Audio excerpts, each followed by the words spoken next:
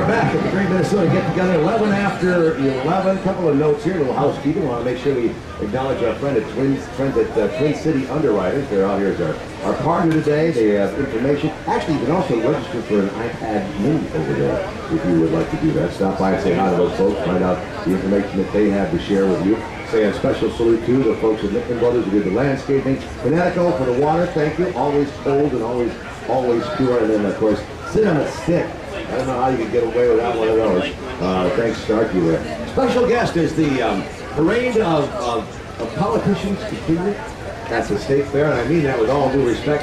Hennepin County Commissioner Jeff Johnson, my guest this morning here on WCCO. You would like to be governor, sir. Good morning. How are you? I'm doing great, thank you. You really would like to be? Friends out here. You would like to be governor?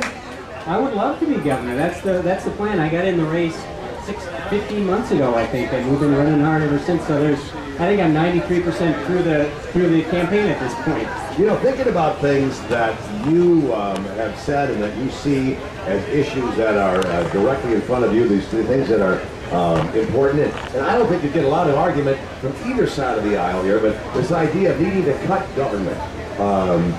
Everybody talks about cutting the size and scope of government, but my question is this: as the population, the needs continue to grow in this community, how do you whack that away rather than just make it more efficient? I think would be right. Well, and I don't believe in whacking away. I don't think that ever makes sense. I think what you have to do is prioritize better. We have to decide what are the basic, most important, fundamental jobs of government and fund those things really well. So when I look at that, I look at K-12 education. That's a requirement in our state constitution. I look at transportation, particularly roads and bridges, public safety, and a safety net for the most vulnerable in society. And that list of people is going to grow over time as people start to retire and get older. And the problem is we not only fund those things, but we fund so many other things that are great, that are nice, that are fun, but maybe aren't as important as these, and sometimes we end up actually shortchanging what the fundamentals of government are. Let's talk about education. I'm sure this has got to be a topic of concern, especially when we look at graduation rates that are ridiculously low in our Twin Cities area here, especially with the relationship to the achievement gap. You said something about, and again, I won't argue this, and I don't think many people would, that it's probably not the place of federal government to be mandating or dictating how best to teach our children. You like to put it in the hands of parents. Well, I do. I like to put it in the hands of parents and in the hands of local school districts and schools and teachers. And I think that is just an absolutely fundamental difference between Governor Dayton and me. You look at the increase that they put in place for schools this year, and they did, but almost all of it went to a mandate of all-day kindergarten. And I'm not opposed to all-day kindergarten. I sent my kids there, but my philosophy is going to be the funding to schools. We should leave it up to them as much as possible to decide what's most important for their kids. How are they best going to be able to teach their kids? How are they best going to be able to hire excellent teachers rather than mandate after mandate after mandate from state government? Well, we've seen so many different economic levels and so many levels of engagement, whether it's from parents who are just unable to participate. We see this particularly among blacks, African Americans in our community. How do you address that in this case then? Because this is where we see the achievement gap. It's this huge racial gap. Right, and I'll tell you what, you're not going to hear a lot of talk about the achievement gap from the other side because they don't want to talk about it.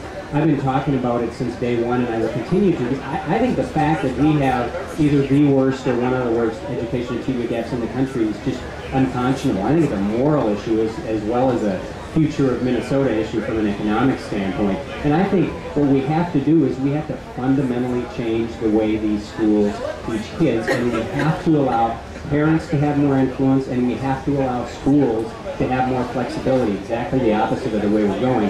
You could see study after study that shows two things are what make the difference with kids: parental involvement and excellent teachers. I don't think there's a ton that government can do about forcing parents to be involved if they choose not to. However, there are parents in some of these failing school districts, and I've talked to them, mostly single mom, who would give their left arm to send their kid to a better school or change the school. We don't allow them to do that, and so government needs to step in and give them more of a say in what's going on. I got several ideas on that. There are ways of doing it. And we're going to talk about those going forward? Or? Sure. No, I can tell you one right now. Sure, do please. I didn't want to put you on. Yep. The parent trigger. I don't know if you've heard of that or not, but it was a bill that was passed both in New Jersey and California 2 or 3 years ago. It was set forth and pushed by very liberal Democrats in LA and in Newark, but it's a good idea, so I don't care where it came from.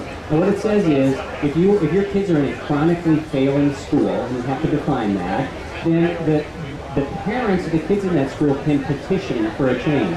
And if a majority or maybe a supermajority of a change in curriculum or a change in school, or it would be a menu of different things. But they can petition saying we are dissatisfied with the school and something has to change. And then the statute says here are a menu of options that the parents, if they have enough votes, can essentially band together and do. So maybe it's simply replacing the principal, or maybe it's replacing all of the administration, or maybe it's starting a charter school in this school, or maybe it's allowing tax credits or vouchers so they could send their kids elsewhere. But there's a lot of different options.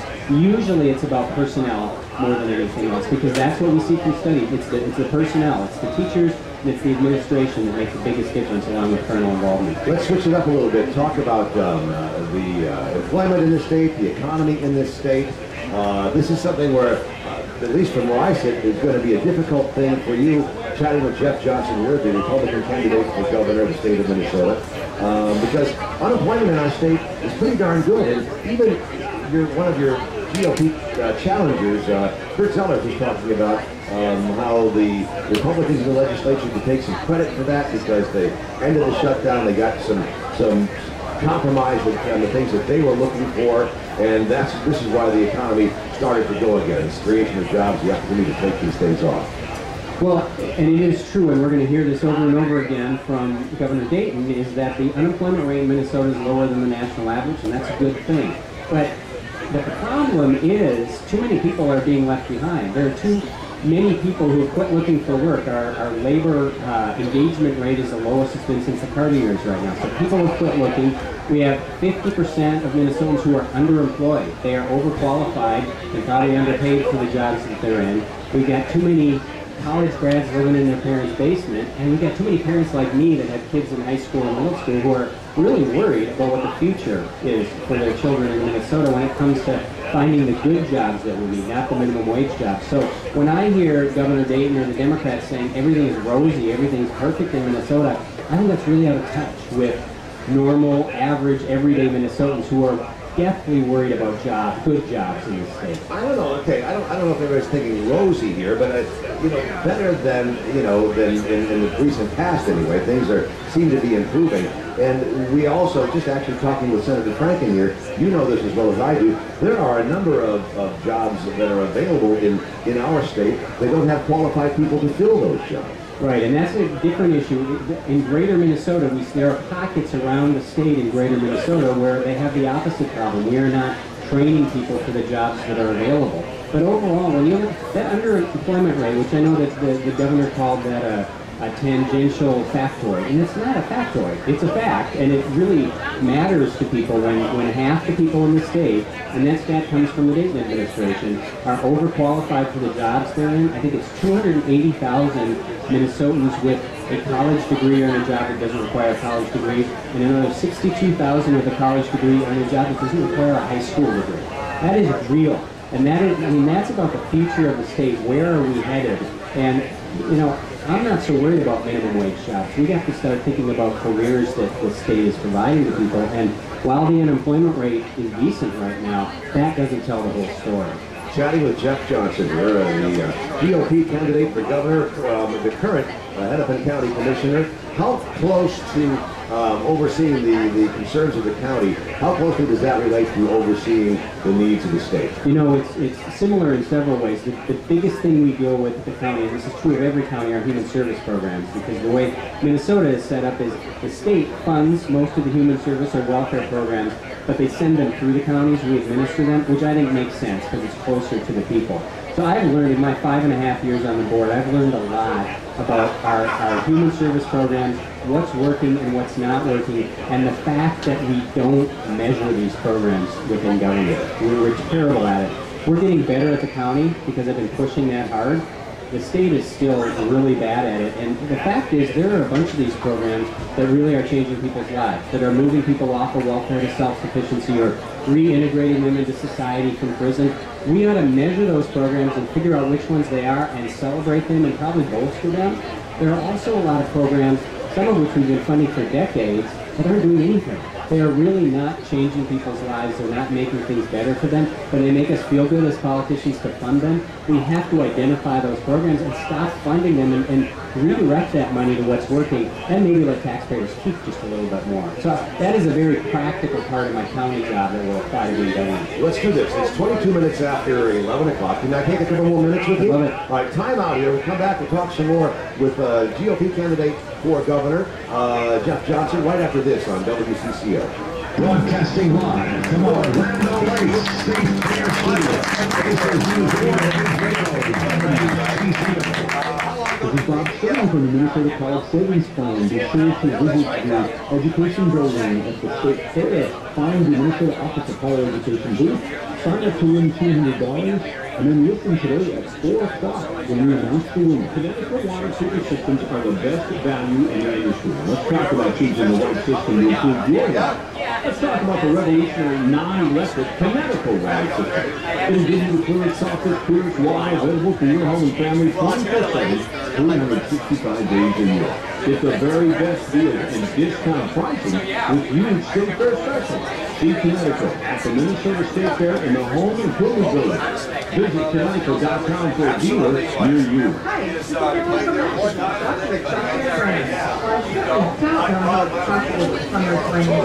What I do know is that it's kind of very only rare things up in the rival street. And that for Nelson is the latest artist for natural collection of delicate, nature, inspired jewelry. At the same time, intricate and simple, it's a gracefulness and ease to her pieces, and I couldn't be more excited to have to work in the store. As we move into September, we'll also be welcoming the family of Italian designer Carolina Bucci. Having grown up in the jewelry design family, Carolina works with the same technical tools from her great-grandfather. Well, we love it. Creating pieces in the tradition of Florentine artisanship with a distinctly hip and modern feel. While you may be familiar with Carolina's jewelry from the pages of Vogue, Purpose Bazaar, and W magazine, I certainly hope that you'll stop in to see it in person and be wowed. With the shop that sells and always online, stylebymmax.com. Thank you, that's very nice of you to say Hello, that. hey, Stacy. I've got studios and Really? Okay, give me that. You know those gorgeous motorized window coverings serve up in Basic One? They're on sale. You know, I found out years ago I love lights play All of them. This can take hundreds of dollars right now. Plus, you can buy 3 signature sold window coverings for Now I wrecked it, right? No! So you still get the professional measures and installation and a free design consultation and budget one extra gas warranty absolutely. What's the bad news? Here, the sale went through, but not yet. What's good news? It's the Budget One Motorization Sale Event. Save hundreds of dollars on gorgeous motorized window coverings. Plus, buy 3 select signature series window coverings for free. Call Budget One now for huge savings and a free design consultation. 1-800-590-5797. Hurry, this incredible sale ends soon. Call now 1-800-590-5797. 1-800-590-5797. They say every healthy relationship should have a balance of predictability and spontaneity. In fact, it is that assurance of security that makes the spontaneous possible. Your relationship with your car should be on the doorstep too. With our new industry-leading unlimited mileage warranty, your certified pre-owned Mercedes Benz instills a sense of confidence. You drive away knowing that you can keep driving for up to 3 years and never have to worry about the miles.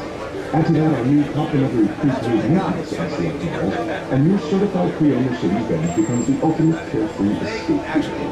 Only during the Mercedes-Benz certified pre-owned sales event going on now through September 2nd can you also take advantage of a 2-month payment credit on many models, plus 3 months of Sirius XM satellite radio. So hurry in today. It might just be the most predictable spur-of-the-moment decision you've ever made. Here, authorized Mercedes-Benz dealers with complete details and limitations on certified pre-owned warranties. John Hines, live from the Minnesota State Fair on News Radio 830 WCCO. Couple more minutes with Republican candidate for Governor Jeff Johnson. but something that we can't not talk about here is MNsure. You have not made any secret about your disdain for that program and your willingness to do away with it. I just wonder how much the public at large is anxious to have you scrap that. Yeah, well, I don't know if scrap it is the right answer. I have said that I would like to get to a point, at some point, where we don't have MNsure and we have more of a free market system, but obviously that, at this point, that comes down to Obamacare, and that's the federal government's going to have to make that decision. I will be an advocate for that. But in reality, if I'm governor, we're going to have MNsure. We're still going to have a DFL Senate because they're not up for election. So the thought of just getting rid of it at this point is probably not very realistic. So I think you've got to look at how do we eliminate barriers so that the private sector can compete more with it, and how do you make changes within MNsure to at least allow more options for consumers. That's the biggest problem with this whole program, is it's government telling individuals what their health insurance should look like, and that's not working very well right now. Yeah. I'm surprised that there were so few options that were there. Like there should be more. We are in a state that has some very prominent insurance outlets here. Yeah.